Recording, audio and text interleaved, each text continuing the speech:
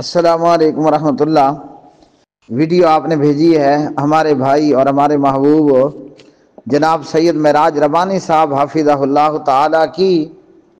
سوال اس میں یہ ہے کہ کیا اللہ کے گھر میں مسجد میں نکاح کرنا جائز ہے یا کہ بدعت ہے جی، اور یا یہ کہ مسجد میں نکاح کا ثواب بڑھ جاتا ہے۔ اللہ تعالیٰ اس محترم شیخ کی عمر میں علم میں برکتیں عطا فرمائے۔ جواب یہ میرے پیارے بھائی کہ مسجد میں نکاح کرنا کیا جائز ہے یا ناجائز ہے یا بدعت ہے؟ سب سے پہلی بات تو یہ ہے کہ مسجد میں نکاح کرنا ناجائز نہیں ہے، مسجد میں نکاح کا اہتمام کرنا درست ہے۔ دوسری بات یہ ہے کہ مسجد کے اندر نکاح کرنا کوئی بدعت بھی نہیں ہے۔ جمہور اہل علم کے ہاں مسجد میں نکاح کرنا مستحب ہے، اور جمہور فقہا کے نزدیک مسجد میں نکاح کرنا باعث برکت ہے اور باعث اعلان بھی ہے۔ ہر خاص و عام کو اس سے جو ہے وہ اعلان بھی ہو جاتا ہے۔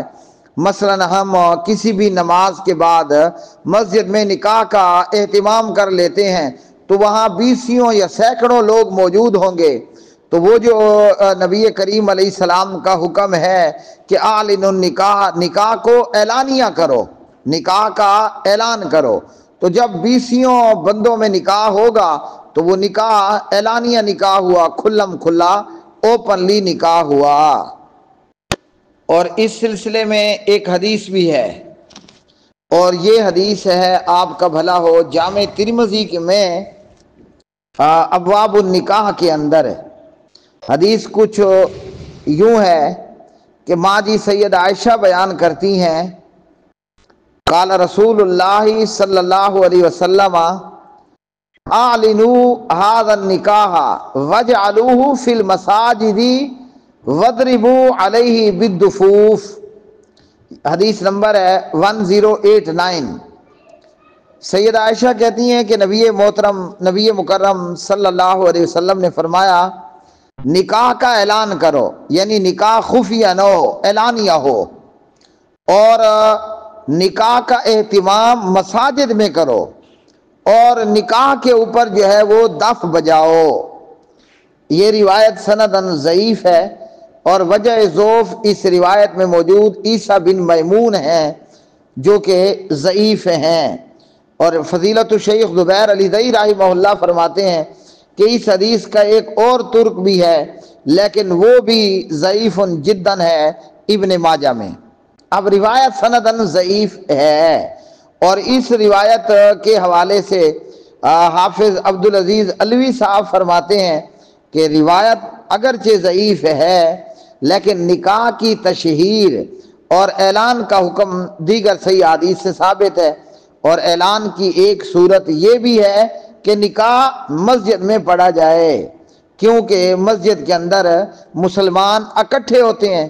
جیسے ابھی میں نے آپ کو مثال دی کہ کسی بھی نماز کے بعد آپ نکاح کی محفل اور مجلس رکھ لیں تو کہیں پر 20 اور کہیں پر 50 بندے 100 بندہ موجود ہوں گے، تو وہ جو اعلان کا حکم ہے اعلانیہ کرو، اس حکم پر بھی عمل پیرا آدمی ہو جائے گا۔ نکاح اللہ ذوالجلال کا حکم ہے نا، فَانْكِحُوا مَا طَابَ لَكُمْ، اور وَأَنْكِحُوا الْأَيَامَ مِنْكُمْ، اور یا معاشر الشباب من استطاع منکم الباءۃ فلیتزوج۔ تو نکاح اور شادی اللہ اور اس کے رسول صلی اللہ علیہ وسلم کا حکم ہے، تو اب ہم یہ سب جانتے ہیں اللہ اور اس کے پیارے حبیب علیہ السلام کی تعلیمات پر عمل پیرا ہونا یہ اللہ ذوالجلال کی عبادت ہے نا۔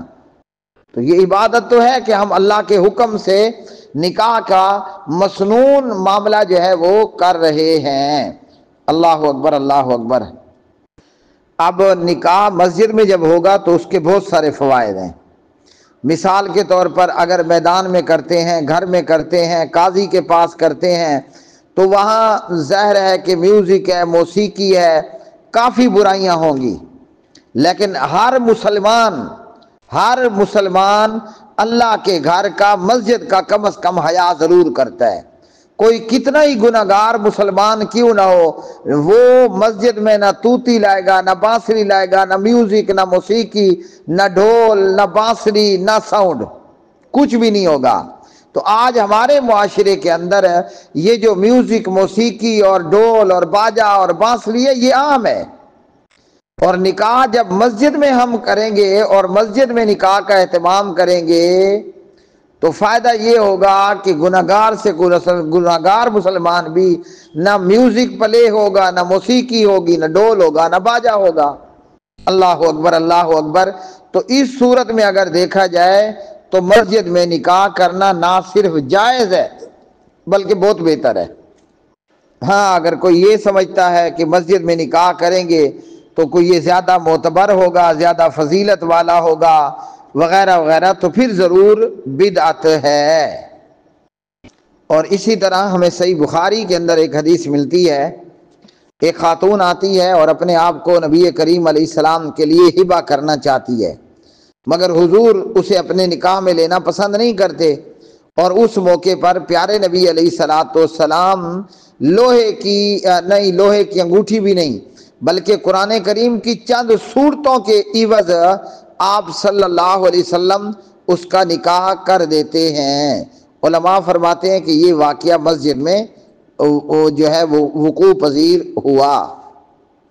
اسی طرح فضیلت الشیخ عبدالعزیز بن عبداللہ بن باز رحمۃ اللہ علیہ اور الشیخ عبدالرزاق عفیفی سے جب ایک سوال کرنے والے نے پوچھا کہ مسجد میں نکاح کا حکم واضح کریں، اور وہاں جو ہے نکاح اسلامی تعلیمات کے مطابق ہوگا، نہ گانا بجانا ہوگا، نہ مرد و عورت کا اختلاط ہوگا، تو علماء کی کمیٹی کا جواب یہ تھا کہ اگر حقیقتاً ایسا ہے، ایسا ہی ہوتا ہے کہ مرد عورت کا اختلاط بھی نہ ہو اور میوزک اور موسیقی بھی نہ ہو تو مسجد میں نکاح کرنے میں کوئی حرج نہیں ہے۔ فتاوی اللجنۃ الدائمہ۔ اور اسی طرح اس کمیٹی سے سوال ہوتا ہے کہ کیا مسجد میں نکاح کرنا لازم ہے؟ اس کو لازم سمجھنا اور اس کو مستحب سمجھنا، مستحب سنت سمجھنا، تو کیا یہ لازم ہے؟ تو کمیٹی کا جواب تھا کہ اگر کوئی مسجد میں نکاح کرنا لازم جانتا ہے تو یہ بدعت ہے۔ اور اسی طرح ایک سوال پوچھا گیا شیخ محمد بن صالح العثیمین رحمہ اللہ سے، تو شیخ نے کہا کہ مسجد میں نکاح کرنا اس میں کوئی حرج کی بات نہیں ہے۔ فتاوی اصحاب الحدیث میں ہے، فضیلت الشیخ حافظ عبدالستار الحماد حافظہ اللہ، ان سے سوال ہوا کہ مسجد میں نکاح کرنا، تو سوال کرنے والے نے کہا کہ ہمارے معاشرے میں مذہبی گھرانے مسجد میں نکاح کرنے کا اہتمام کرتے ہیں۔ تو فضیلت الشیخ جواب دیتے ہیں مسجد میں نکاح کرنا اور کسی جگہ کی تخصیص کتاب و سنت سے ثابت نہیں۔ ہاں جی، اسلام میں عقد نکاح کے لیے کسی جگہ کی تخصیص کتاب و سنت سے ثابت نہیں ہے کہ مطلب کوئی خاص جگہ کریں کہ وہاں پر کریں گے تو یہ ہوگا اور وہ ہوگا۔ فرماتے ہیں جہاں بھی لوگ آسانی کے ساتھ جمع ہو جائیں وہاں نکاح کیا جا سکتا ہے، جہاں بھی لوگ آسانی کے ساتھ جمع ہو جائیں وہاں نکاح کیا جا سکتا ہے۔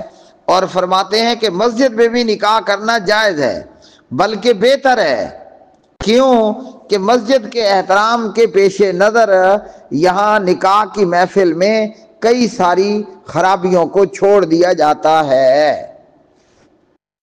اور رہ گئی آخری بات کہ جی مسجد میں نکاح کیا جاتا ہے تو مولانا صاحب کو کچھ پیسے دے دیے جاتے ہیں، اور شادی حال میں نکاح کریں تو لاکھوں روپے دیے جاتے ہیں۔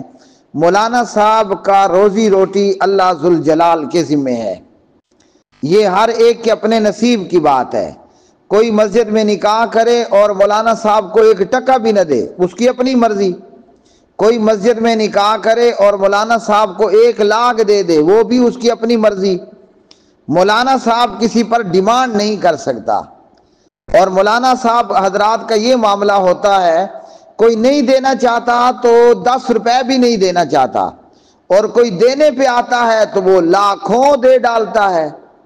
اس لیے مولانا حضرات کی جو نظر ہے نا وہ لوگوں کی جیب پر نہیں ہونی چاہیے۔ یاد رکھ لو کہ میں خود ایک مولانا ہوں، 22-23 سال سے ایک مسجد کا امام ہوں اور خطیب ہوں، اور میں مولانا ہو کر کہہ رہا ہوں کہ مولوی اور مولانا کے لائق نہیں کہ وہ لوگوں کی جیب پر نظر ڈالے۔ مولوی اور مولانا کا کام ہے کہ اللہ کے دین کا کام للہ اور فی اللہ کرے۔ میں اللہ کے دین کا کام کروں کہ میرے کام کا دنیا میں، قبر میں، آخرت میں اجر اور مزدوری میرا رب عطا کرے گا، اور یہ میرا تجربہ ہے۔ اللہ سبحانہ و تعالیٰ کسی کا احسان نہیں رہنے دیتا۔ ایک بندہ وہ ہے جو 100 روپے نہیں دینا چاہتا، اور ایک بندہ وہ ہے وہ کہتے ہیں مولانا صاحب آپ نے عمرہ کیا کہ نہ کیا؟ مولانا جواب دیتے ہیں حضرت نہیں کیا۔ وہ کہتے ہیں یہ لو آپ ٹکٹ، یہ لو ویزا، یہ لو خرچہ اور جاؤ اللہ کے گھر میں۔ تو میں اس لیے کہہ رہا ہوں مولانا صاحب کو چاہیے کہ وہ لوگوں کی جیب پر ہرگز نظر نہ ڈالے۔ خوش نصیب بندے، خوش نصیب بندے، سعادت مند روحیں مولانا کی خدمت کرتی ہیں، اور بے نصیب اس سعادت سے محروم رہتے ہیں۔ ہمارا کھانا بھی اللہ پر، ہمارا پینا بھی اللہ پر، ہمارا پہننا بھی اللہ پر۔ ہم بے غرض ہو کر اللہ کے دین کی خدمت کریں، اللہ ذوالجلال ہمیں ہماری سوچ سے، اوقات سے بڑھ کر روزی روٹی عطا فرمائے گا۔ شرط یہ ہے ہمارا ہمارے رب پر بھروسہ ہو۔ اور اللہ ذوالجلال فرماتے ہیں میں اپنے بندے کے ساتھ اس کے گمان اور یقین کے مطابق ہوں۔ میرا رب پر بھروسہ پکا ہو، میرا رب وہاں سے مجھے رزق عطا کرے گا، نہ کرتا ہے جہاں سے میری کھوپڑی میں خیال بھی نہیں آیا ہوتا۔